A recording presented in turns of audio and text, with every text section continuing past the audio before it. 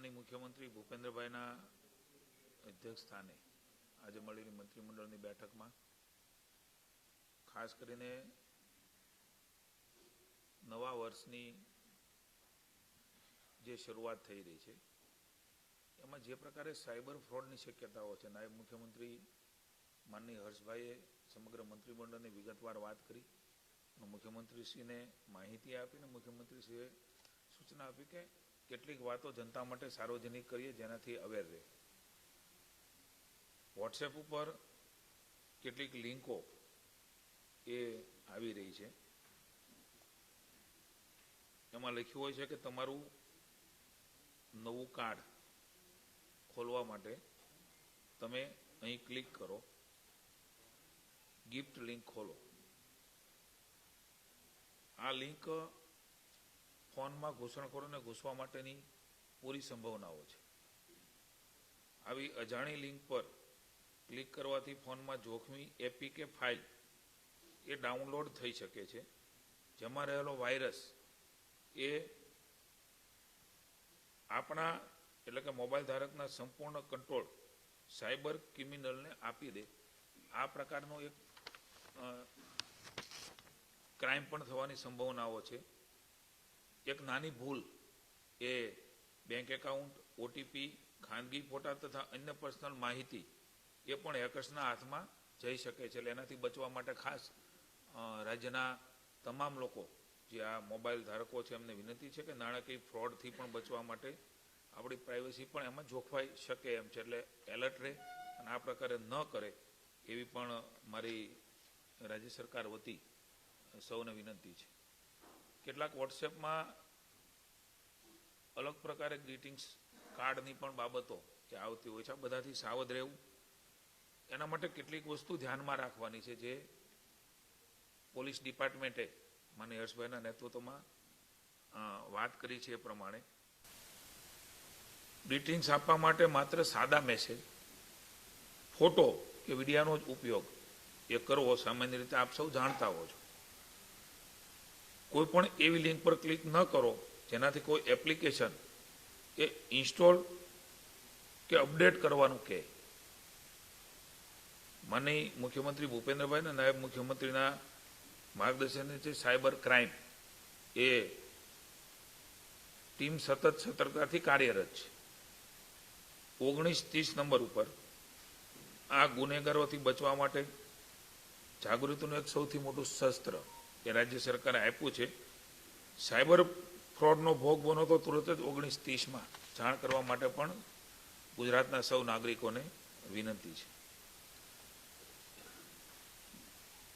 ગ્રામીણ સહકારી બેંકોનો વ્યાપ વધારવા માટે કેન્દ્ર સરકારે માનનીય નરેન્દ્રભાઈના નેતૃત્વમાં અમિતભાઈ શાહના માર્ગદર્શન નીચે એક વિશેષ પહેલ કરી છે. નાબાર્ડ દ્વારા ગુજરાતમાં પણ નવી જિલ્લા મધ્યસ્થ સહકારી બેંકોની રચના કરવા માટેનો નિર્ણય એ સહકારિતા વિભાગ કેન્દ્રની ગાઈડલાઈન મુજબ આજે મંત્રીમંડળમાં લીધો છે. ખેડૂત અને ગ્રામીણ બેંકોની સુવિધામાં વધારો થાય એના માટે સૈદ્ધાંતિક મંજૂરી પણ આપી છે. 9 જે મધ્યસ્થ સહકારી બેંકો આપણા રાજ્યમાં થવાની છે એમાં પંચમહાલમાંથી વિભાજન થઈને દાહોદ, સાબરકાંઠા બેંકમાંથી વિભાજિત થઈને અરવલ્લી અને સુરત બેંકમાંથી વિભાજિત થઈને તાપી, વડોદરા બેંકમાંથી વિભાજિત થઈને છોટાઉદેપુર, જામનગરમાંથી દેવભૂમિ દ્વારિકા, જૂનાગઢમાંથી પોરબંદર અને ખેડામાંથી આણંદ અને વલસાડમાંથી ડાંગ અને નવસારી એમ 2 અલગ જિલ્લાઓ માટે પણ નવી બેંકો એમ કુલ મળીને 9 બેંકો રાજ્ય સરકાર નાબાર્ડ મારફતે ભારતીય રિઝર્વ બેંક આરબીઆઈને આની દરખાસ્ત મોકલવાની પણ સૂચનાઓ માનનીય મુખ્યમંત્રીશ્રીએ આપી છે, જેનાથી આપણે આ વધારાની સહકારી બેંકોએ પણ રાજ્યને મળશે.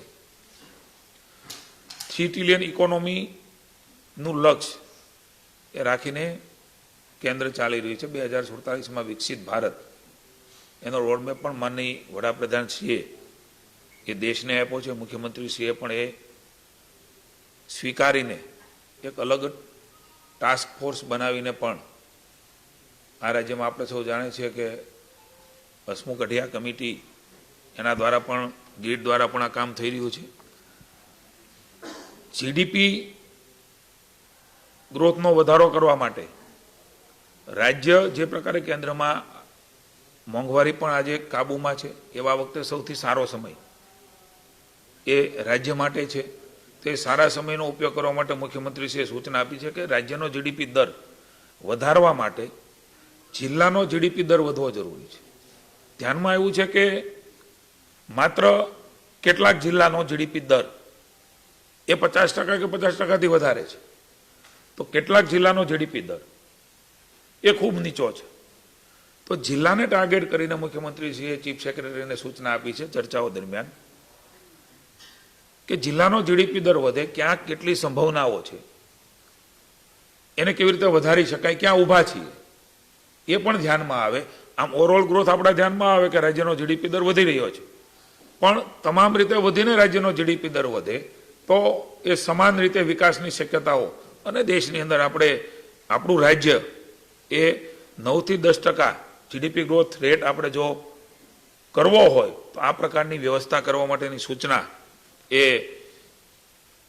રહેલી સંભાવનાઓ દરેક જિલ્લામાંથી ઉજાગર કરીને શું થઈ શકે એની પણ ચર્ચા કરીને માનનીય મુખ્યમંત્રીશ્રીએ નિર્દેશો આપ્યા છે કે આ પ્રકારે આગળ વધો અને એ પ્રકારે જ પહેલી વખત રાજ્યમાં આ પ્રકારની જીડીપી ગ્રોથ વધારવા માટેની વાત એ રાજ્યના આવનારા દિવસોમાં વિકાસ માટે મહત્વની બની રહેવાની છે. સ્લમ ફ્રી નગર મહાનગર બને એના માટે માનનીય વડાપ્રધાન શ્રી આ રાજ્યમાં મુખ્યમંત્રી હતા ત્યારથી એ કામ એમણે ઉપાડ્યું. માનનીય મોદી સાહેબે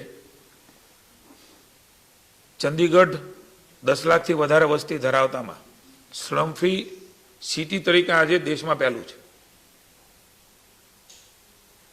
અધિકારી સાથે ચીફ સેક્રેટરી સાથે ચર્ચાઓ દરમિયાન માનનીય મુખ્યમંત્રીશ્રીએ સૂચના આપી છે કે સુરત આ સ્લમ ફ્રી દેશનું પહેલું સિટી બની શકે એવી શક્યતાઓ છે. મોદી સાહેબ અહીંયા હતા ત્યારે 2006માં આપણું સુરત એ લગભગ 36%ની આસપાસ સ્લમ વિસ્તાર હતો. મોદી સાહેબે એ જે ઝુંબેશ તમામ નગર મહાનગર માટે લીધી અને એમના કારણે સુરતમાં આજે માનનીય મુખ્યમંત્રી ભૂપેન્દ્રભાઈના નેતૃત્વની અંદર માત્ર 5% સ્લમ બચ્યો છે. 10 લાખથી વધારે વસ્તી એમાં ચંદીગઢ છે.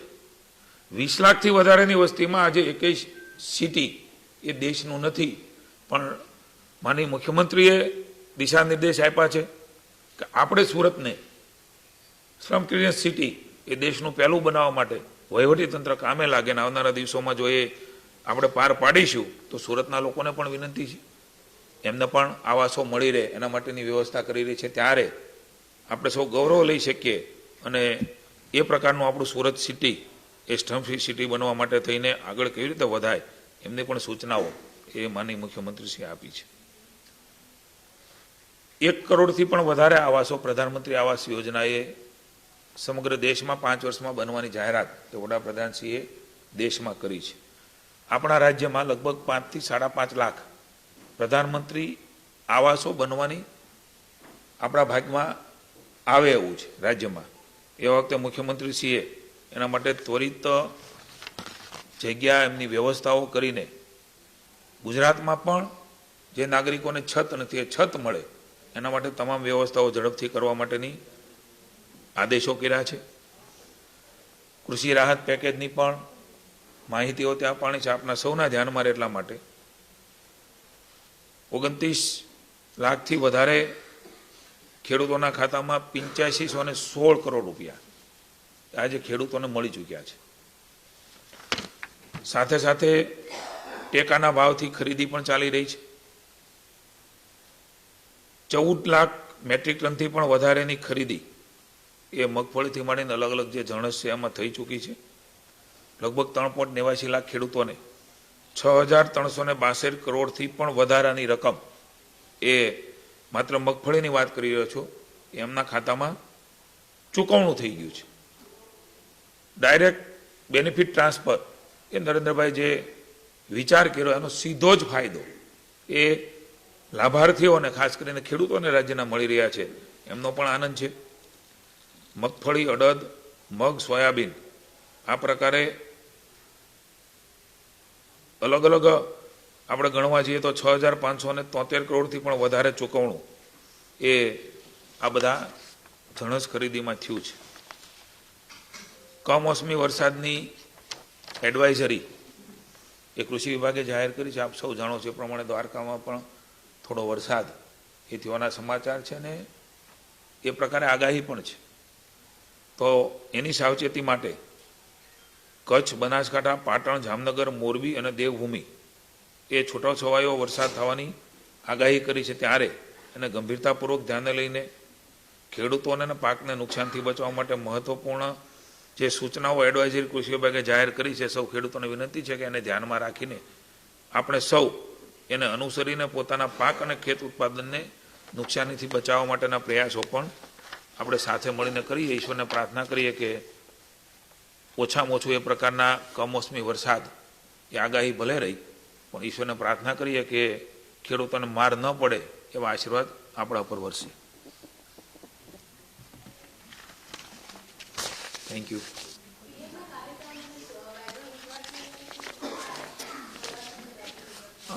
કાર્યક્રમ માની પીએમઓમાંથી બની રહ્યો છે. ચર્ચાઓ સીએમ ઓફિસ સાથે શરૂ છે.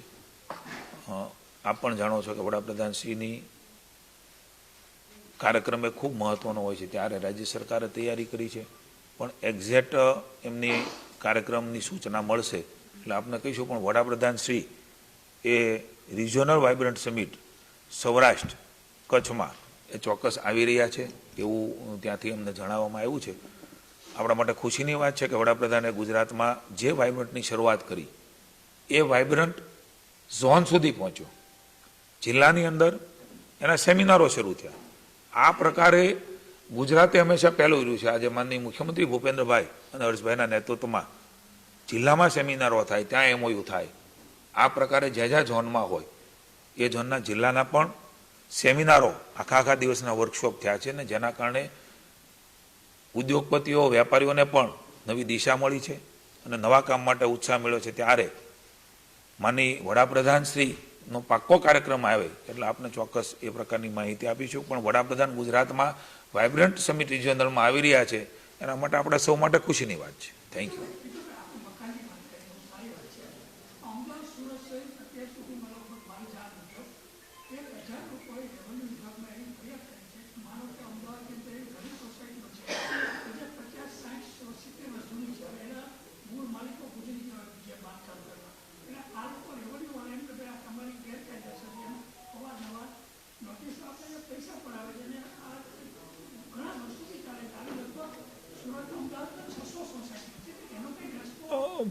ભૂતકાળમાં પણ સૂચિત સોસાયટીમાં તો નિર્ણય રાજ્ય સરકારે લીધો છે, પણ રેવન્યુ, હાઈકોર્ટ, સુપ્રીમ કોર્ટના અનેક જજમેન્ટો એ પણ રેવન્યુમાં આપ સૌ વિદિત છો અને આપ સૌ એ પ્રકારે જાણો પણ છો કે રેવન્યુ કોડના નિયમોમાં ઘણી વખત ચેલેન્જીસ થતી હોય છે અને ચેલેન્જીસના આધાર ઉપર આપ પણ જાણો છો કે હમણાં જે કંઈ થયું એમાં હાઈકોર્ટના પણ હુકમો હતા.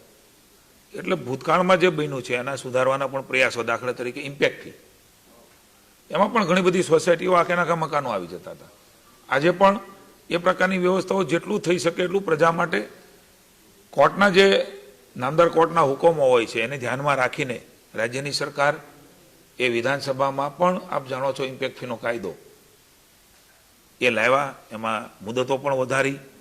એટલે જ્યાં જેવું દેખાતું હોય રાજ્યના હાથમાં હોય ત્યાં ચોક્કસ પ્રજા માટે નિર્ણયો કરી જ રહ્યા છીએ. પણ કેટલીક વસ્તુઓ એ કેટલાક કાયદા કાનૂનથી બંધાયેલા હોય, કેટલાક સુપ્રીમ કોર્ટ, હાઈકોર્ટના જજમેન્ટ હોય, જનરલી સામાન્ય જનતાના પણ ધ્યાનમાં નથી હોતું. પણ હું ચોક્કસ આપના માધ્યમથી જનતાને ભરોસો આપું છું કે જે કાંઈ નિયમોમાં બાંધછોડ કરવી પડે રેવન્યુમાં ખૂબ સુધારા કર્યા છે અને હજી પણ એ પ્રકારના રિફોર્મ્સ સામાન્ય જનતાને લાભ મળે એના માટેના ભૂપેન્દ્રભાઈ કરી રહ્યા છે ને એ નક્કીથી આપને કહીશું. Thank you.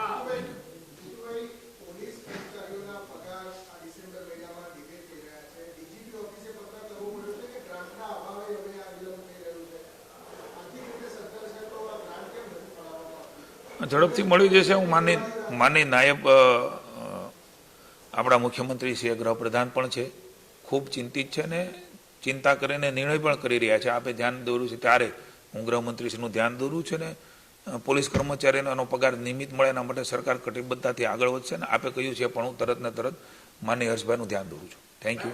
Thank you.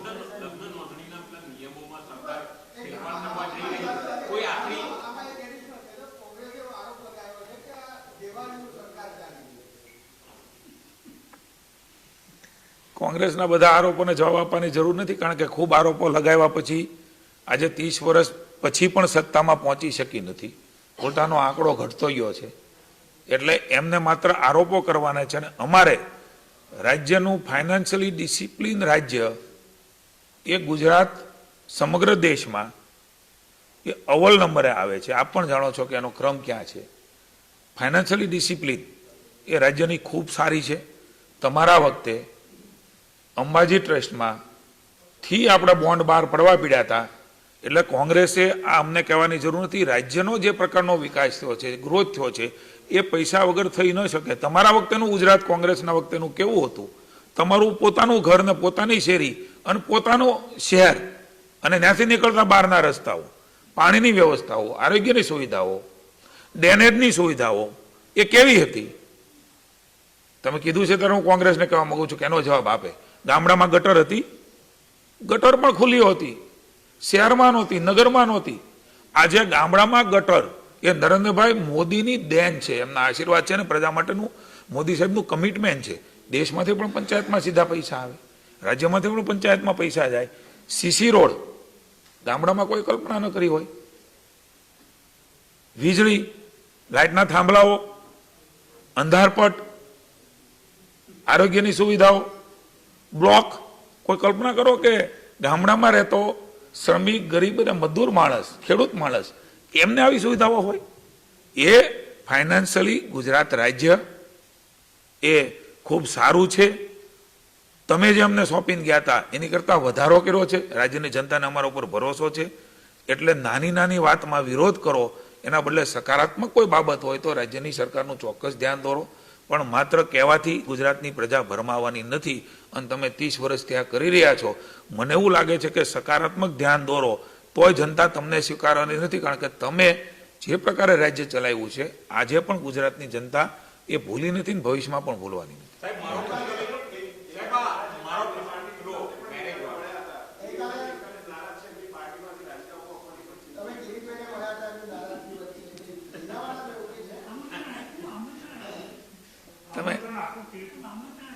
તમે એમને જ પૂછી શકો. એ તો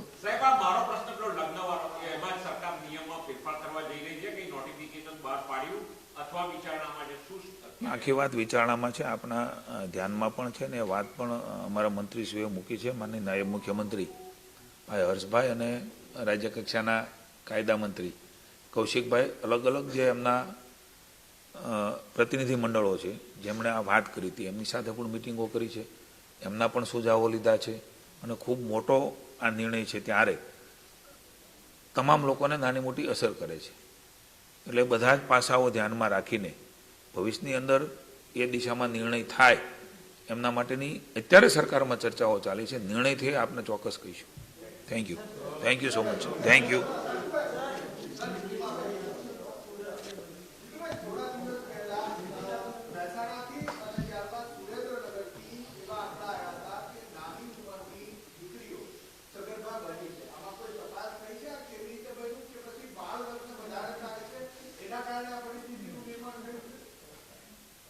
આપણા માટે કોઈ પણ બાબત હોય, કારણ કોઈ પણ હોય, પણ આ પ્રકારની દીકરીઓ ની જે આપણે વાત કરી છે આપણા સૌ માટે અતિ ગંભીર છે, અતિ દુઃખદ છે. કારણ કોઈ પણ હોઈ શકે, સામાજિક હોઈ શકે, અન્ય હોઈ શકે, પણ સમાજ માટે જાગૃતિનો વિષય છે. સરકાર માટે તો છે ને છે. હું સમાજને પણ કહું છું કે આપણે જાગૃત રહીને કેટલીક વાર સંમતિ, કેટલીક વાર અસંમતિ, આ બધી બાબતો પણ હોઈ શકે. પણ હું એવું માનું છું કે આંખ ઉઘાડનારી ઘટના એ આપણા માટે હોઈ શકે. રાજ્ય સરકારે જે કરવાનું છે એના માટે કડક હાથે આવનારા દિવસોમાં કરી જ રહી છે, પણ હજી પણ ક્યાંક કોઈ જગ્યાએ આવી કોઈ બની જતું હોય તો એના માટે સખ્તાઈથી એનો અમલ થાય. પણ હું વિનંતી કરું છું કે કોઈ પણ સરકારો હોય, કોઈ પણ વ્યક્તિ હોય, કોઈ પણ સમૂહ હોય કે કોઈ પણ કંપની હોય, એ માત્ર સખ્તાઈથી આવા બાબતોને નિવારી શકાય એ એક પાસું છે. પણ આપને પણ વિનંતી કરું છું કે સામાજિક જનજાગરણ એ મીડિયા હોય, પબ્લિક હોય, સરકાર હોય, તમે હો, હું હોઉં, સામાન્ય જનતા હોય, એ આપણે જ્યાં બેઠા છીએ ત્યાં આ વાતને એનું નુકસાન કેટલું મોટું થશે, એ દીકરી હોય, એમના કુખે કોઈ બાળકનો જન્મ થવાનો હોય, કારણ કે જે સાયન્સ છે એ સાયન્સના પ્રમાણે એ ગ્રોથ થતો હોય છે અને એમના કારણે પેઢીઓને પણ નુકસાન થવાની સંભાવનાઓ છે. આ કોઈ સામાન્ય બાબત નથી કે આ થઈ જવું અને આપે મને કહી દેવું અને હું એ સાંભળીને તમને જવાબ દઈ દઉં. આને ખૂબ સંવેદનાથી લઉં છે, રાજ્ય સરકાર સંવેદનાથી લે છે, કારણ કે પેઢીઓની પણ મુશ્કેલીઓ એ કોઈ એક બાળક પૂરતી નહીં, એ બાળકમાં કોઈ ખામી રહે તો એમના બાળકમાં પણ શક્યતાઓ રહેલી છે કે મુશ્કેલીનો સામનો એ સમગ્ર કુટુંબે કરવો પડે. એટલે મારી તો જનજાગરણ માટે જ્યાં ઘટના બનતી હોય, જ્યાં સતર્કતાથી જે લોકો સમાજ જાગૃતિનું કામ કરે છે, એ પણ એ ખાટલે બેસીને, શેરીમાં બેસીને પ્રસંગોમાં, ભલે કોઈ એક જગ્યાએ પ્રસંગ બન્યો હશે, સરકારનું કામ કરશે, કાયદાનું કામ કરશે, પણ એ વાતને લઈને આપણે જ્યાં બેઠા છીએ ત્યાં પણ આ વાત મૂકે તો મને એમ છે લાકડીઓ તાર એ ખૂબ સારી રીતે પહોંચાડી શકશું. આપની પાસે પણ મારી વિનંતી, આપ કરી જ રહ્યા છો, પણ વિશેષ રીતે જ્યાં આવી બાબતો દેખાય ત્યાં એના એપિસોડો, એમના દૂરગામી પરિણામો જ્યાં મળ્યા હોય, એમને પણ મને એવું લાગે છે કે આપણે સહિયારી રીતે એમને લોકો સમક્ષ મૂકવા જોઈએ.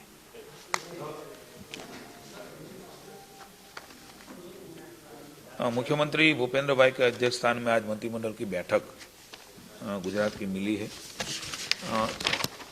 स्लम फ्री सिटी एक चंडीगढ़ है 10 लाख के ऊपर और 20 लाख के ऊपर देश में कोई नहीं है. नरेंद्र भाई यहाँ थे तब से उसने ये अपना काम पे प्रायोरिटी ली. स्लम क्लियरेंस बहुत राज्य में बहुत नगरों में हुआ. सूरत सिटी में 2006 में 36% श्रम था. मुझे खुशी है कि नरेंद्र भाई के नेतृत्व में ही ये आगे बढ़ा, भूपेंद्र भाई के नेतृत्व में वो आगे ले गए और आज 5% श्रम वहां बचा हुआ है. मुख्यमंत्री ने निर्देश दिया है चीफ सेक्रेटरी M.K. दास को कि हम क्यों ना पहला सिटी ऐसा बने देश में जो 20 लाख के ऊपर की वस्ती है, श्रम फ्री हो, उसके लिए व्यवस्था बने, ऐसी सूचना दी. और हम आशा करते हैं कि वो भी हमारे गुजरात का ये सूरत सिटी वो अलग सिटी है, स्वच्छता में भी नंबर आया है. तो टीम तंत्र और टीम बीजेपी और टीम जो गुजरात है वो सब साथ में ये काम करे तो एक अच्छा काम गुजरात में होने वाला है. प्रधानमंत्री आवास योजना में 1 करोड़ आवास आने वाले 5 वर्ष में बनने वाले हैं. गुजरात में भी 5 से 5.5 लाख आवास हमारे हिस्से में आएंगे. मुख्यमंत्री भूपेंद्र भाई ने सूचना दी कि इसके लिए अभी से ही व्यवस्था बनाई जाए. 3 ट्रिलियन इकोनॉमी बनाने के लिए हमारा कंट्रीब्यूशन क्या होना चाहिए, 2047 में विकसित भारत में गुजरात का कंट्रीब्यूशन माननीय मोदी जी के नेतृत्व में भारत में क्या होना चाहिए, जिसने ये विजन देखा है और ये विजन को लेके पूरा देश और हमारी राज्य सरकार भारतीय जनता पार्टी की गुजरात को आगे बढ़ रही है. तो गुजरात में जीडीपी ग्रोथ 9 से 10% बढ़े तभी जाके हम वहां कंट्रीब्यूशन कर सकेंगे. तो माननीय मुख्यमंत्री ने सूचना दी है कि इस करने के लिए हमको हर जिले में देखना होगा कि उसका ग्रोथ कितना है, वहां संभावनाओं है, वहां क्यों रुका हुआ है, क्या किया जाए तो उसका भी ग्रोथ आगे बढ़े. लगभग करीबन 5 या 7 जो जिले है उसका ग्रोथ 50 से ऊपर होता है. स्वाभाविक है वो भी हो क्योंकि बड़ा सिटी है, आसपास संभावनाएं है, लेकिन जो संभावनाओं तलाश करके जिले में भी ये अगर बन सकता है तो मैं मानता हूं कि गुजरात का ग्रोथ भी बहुत आगे बढ़ेगा. ऐसी सूचना पहली दफा गुजरात में एक कार्यालय के पूरा वहीवटी तंत्र, एडमिनिस्ट्रेशन और सरकार प्रजाजन को साथ में लेके आगे बढ़ने वाली है. हम 9 कोऑपरेटिव बैंक जिसको जिला सहकारी बैंक हम कहते हैं वो भी बनाने जा रहे हैं. माननीय मोदी साहब के नेतृत्व में हमारे सहकारिता मंत्री हमारा गौरव अमित भाई शाह ने समग्र भारत को सूचित किया कि हर जिले में एक ऐसी बैंक होनी चाहिए जैसे हम विभाजित करते हुए ये 9 सहकारी बैंक भी गुजरात में बनाने जा रहे हैं। इसका भी माननीय मुख्यमंत्री ने सूचना दी। रिजर्व बैंक को नाबार्ड के मार्फत हम प्रस्ताव रखेंगे। साइबर क्राइम जो हो रहा है और नए साल की बात जो चल रही है उसमें ज्यादातर ये चलता है युवाओं के लिए, तो वहां सतर्क रहने की भी बात डिस्कशन हुआ है और सार्वजनिक रूप से हमारा गृह मंत्रालय भी नायब मुख्यमंत्री हर्ष भाई के मार्गदर्शन में मुख्यमंत्री भूपेंद्र भाई के नेतृत्व में ये काम करेगी। इसलिए कोई भी व्हाट्सएप पे ग्रीटिंग कार्ड्स आए तो उसको लिंक न खोले। अगर क्लिक करने का बोला तो वहां भी क्लिक न करें, क्योंकि हमारी पूरी फोन की जानकारी वो एपीके फाइल में डाउनलोड हो जाएगी। मोबाइल हमारे कंट्रोल में नहीं रहेगा। पूरा हमारी प्राइवेसी वो भी चली जाएगी। नाणाकीय फ्रॉड भी हो सकता है। इसलिए सबको विनती है भूल में भी ये न करे। ऐसी सूचना गुजरात सरकार की ओर से सब गुजरात वासियों को मैं विनती करके देता हूं कि हम सतर्क रहे और ये कंटिन्यू ध्यान रखें। ना नहीं कि ये अभी कोई सेलिब्रेशन चल रहा है या कर रहे हैं, जो भी कर रहे हैं, नया साल आ रहा है या अन्य भी कोई उत्सव है, उसमें ये लोग ये पूरा अपना माइंड चलाते हुए ये करने की साजिश में है। इसलिए एप्लीकेशन इंस्टॉल भी न करे और अपलोड भी न करे। और आपको ऐसा लगता है कि कहीं ऐसा हो रहा है तो हमारी भूपेंद्र भाई की सरकार ने गृह मंत्री और नायब मुख्यमंत्री हर्ष भाई के नेतृत्व में ये साइबर फ्रॉड के बने हुए जो भोग बने हुए व्यक्ति है उसके लिए 1930 कॉल करने का भी हम आपको सूचित कर रहे हैं कि तुरंत ही, क्योंकि उसका परिणाम भी मिल रहा है। कहीं फ्रॉड उससे अटका है करोड़ों रुपीस, वो ट्रांसफर होने के लिए गुजरात में 3 महीने में बहुत बड़ा काम हुआ। इसलिए किसी को भी चिंता करने की जरूरत नहीं, लेकिन हमको जब भी ऐसा लगे तो 1930 में भी फोन कर सकते हैं। Thank you.